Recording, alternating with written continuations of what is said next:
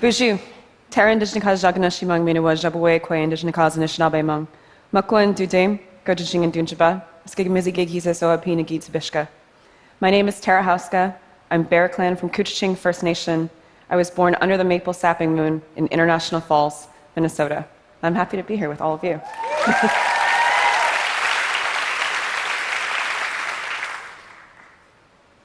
Trauma of indigenous peoples has trickled through the generations. Centuries of oppression, of isolation, of invisibility has led to a muddled understanding of who we are today.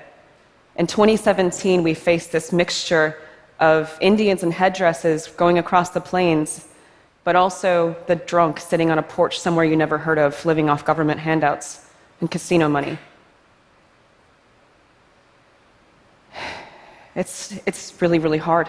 It's very, very difficult to be in these shoes, to stand here as a product of genocide, survival of genocide. We face this constant barrage of unteaching the accepted narrative. 87% of references in textbooks, children's textbooks, to Native Americans are pre-1900s. Only half of the US states mention more than a single tribe. And just 4 states mention the boarding school era, the era that was responsible for my grandparents, my grandmother and her brothers and sisters having their language and culture beaten out of them. When you aren't viewed as real people, it's a lot easier to run over your rights. 4 years ago, I moved to Washington, D.C. I had finished school, and I was there to be a tribal attorney and represent tribes across the nation, representing on the Hill, and I saw immediately why racist imagery matters. I moved there during football season, of all times. And so it was this daily slew of Indian heads and this redskin slur everywhere, while my job was going up on the Hill and trying to lobby for hospitals, for funding for schools, for basic government services, and being told again and again that Indian people were incapable of managing our own affairs. When you aren't viewed as real people, it's a lot easier to run over your rights. And last August, I went out to Standing Rock Sioux Reservation. I saw resistance happening. We were standing up. There were youth that had run 2,000 miles from Cannonball, North Dakota, all the way out to Washington, D.C., with a message for President Obama: please intervene, please do something, help us. And I went out and I heard the call, and so did thousands of people around the world. Why did this resonate with so many people? Indigenous peoples are impacted first and worst by climate change. We are impacted first and worst by the fossil fuel industry.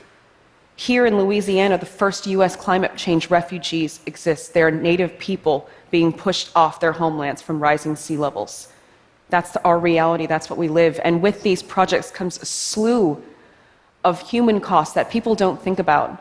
Thousands of workers influxing to build these pipelines, to build and extract from the earth, bringing crime and sex trafficking and violence with them. Missing and murdered Indigenous women in Canada has become so significant, it's spawned a movement and a national inquiry. Thousands of Native women who have disappeared, who have been murdered. And here in the US, we don't even track that. We are instead left with an understanding that our Supreme Court, the United States Supreme Court, stripped us in 1978 of the right to prosecute at the same rate as anywhere else in the United States. So as a non-Native person, you can walk onto a reservation and rape someone, and that tribe is without the same level of prosecutorial ability as everywhere else, and the federal government declines these cases 40% of the time. It used to be 76% of the time. 1 in 3 Native women are raped in her lifetime. 1 in 3. But in Standing Rock, you could feel the energy in the air. You could feel the resistance happening. People were standing and saying, no more. Enough is enough. We will put our bodies in front of the machines to stop this project from happening. Our lives matter. Our children's lives matter. And thousands of allies came to stand with us from around the world. It was incredible. It was incredible to stand together, united as one. Yep.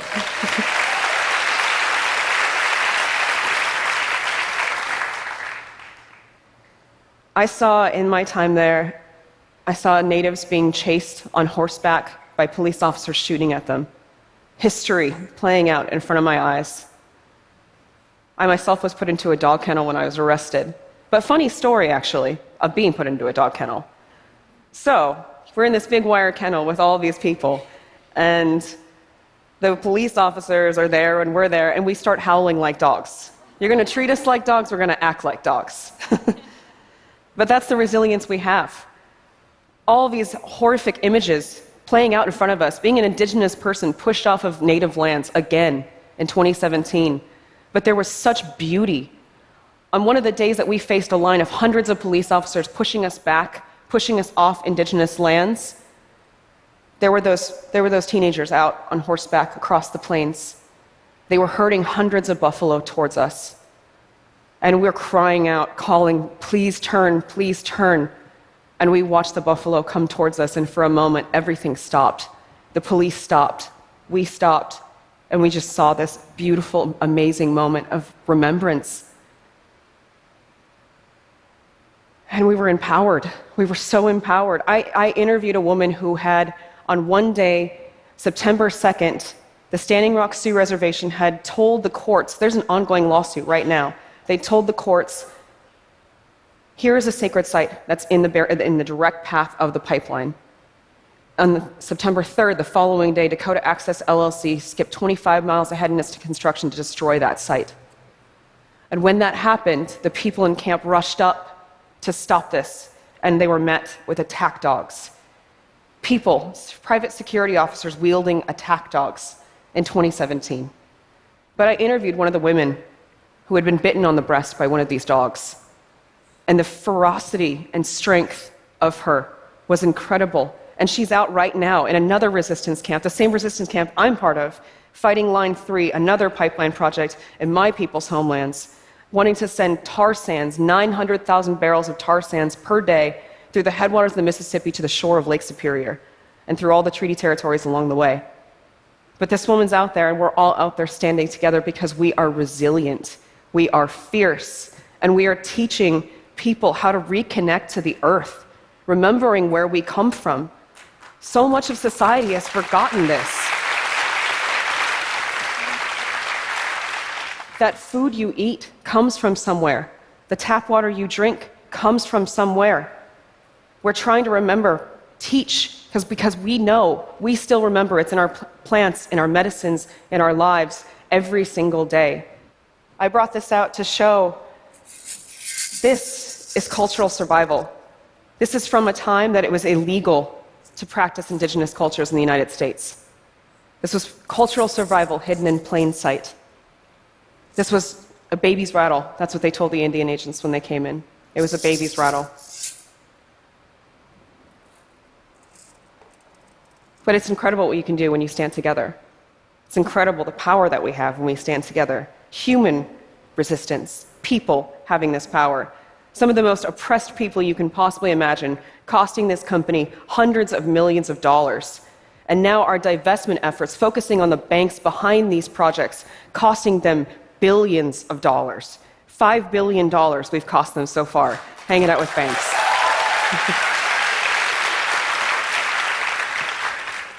So what can you do? How can you help? How can you change the conversation for extremely oppressed and forgotten people? Education is foundational. Education shapes our children. It shapes the way we teach. It shapes the way we learn. In Washington State, they've made the teaching of treaties and modern Native people mandatory in school curriculum. That is systems change. When your elected officials are appropriating their budgets, ask them, are you fulfilling treaty obligations? Treaties have been broken since the day they were signed. Are you meeting those requirements? That would change our lives if treaties were actually upheld. Those documents were signed. Somehow we live in this world where, in 2017, the US Constitution is held up as the supreme law of the land, right? But when I talk about treaty rights, I'm crazy. That's crazy. Treaties are the supreme law of the land. And that would change so much if you actually asked your representative officials to appropriate those budgets. And take your money out of the banks. That's huge. It makes a huge difference. Stand with us, empathize, learn, grow, change the conversation. 40% of Native people are under the age of 24.